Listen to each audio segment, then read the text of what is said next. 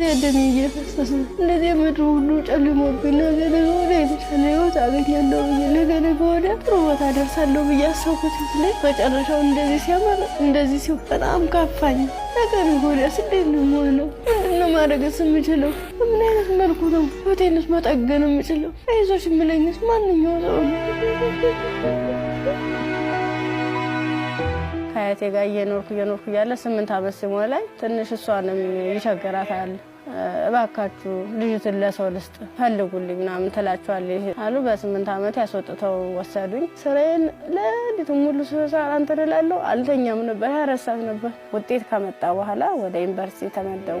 እኔ አጋጣሚ ከልጆች ጋር እንትን ነበርኩ፣ ላይብረሪ ነበርኩ። እኔ ወደ ውስጥ ስንመለስ ውስጥ ላይ የሆነ ሰው ሲተኩስ ከውጭ ላይ ይቀባበላሉ። ከዛ አንደኛው ትጥቅ የለበሰው እዚህ ጋር ግቡ እንዴ ህይወታችሁን ማትረፍ አትፈልጉም ሲለን እሺ ብለን ታርጋብገመን ሰው ሁላችን ሰዎች አንድ ላይ ወጥተን ገባን። እንደዚህ ያለን ሰዎች ለካ ውስጥም ውጭ የሚተኩሱ የነበሩት እነሱን አለዋል። እንሄዳለን መንገዱ ያልቀው 6 ሰዓት ፈጀብን። ምን ጠጣው ውሃ ስናጣ ደግሞ የተገደበ ነገር እናገኛለን። እሱን ልብሳችን ዘፈዝፍና ልብሳችን እየጨመቅን ነበር፣ እንደዚህ ያንጠፈጠፍን ነበር። ልብሳችን እየመጠጥን ምን ጠጣ ከደፈሩ በኋላ ምንድነው እንትን ራሴን ስስት አይ እንደዚያ ከሆነማ በዚህ ነው ስሜታችን የሚኖር ይልና እንዲህ ነው ቀጥታ እንደዚህ ሲወጉ የነበረው ማለት ነው። ስዳስ ሰው ራሱ ቁስሉ ይታወቀኝ ነበር። በቃ አርቃንሽን ሆነሽ በጣም የሚያሳዝን ቁምጣ ነበረች።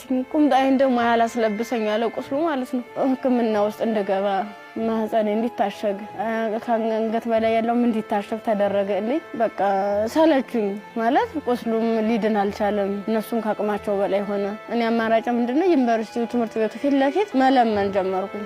ቃላት የለኝም። በቃ ይድረሱልኝ ወደ ፊትስ ምን አይነት ህይወት ነው የሚኖረው?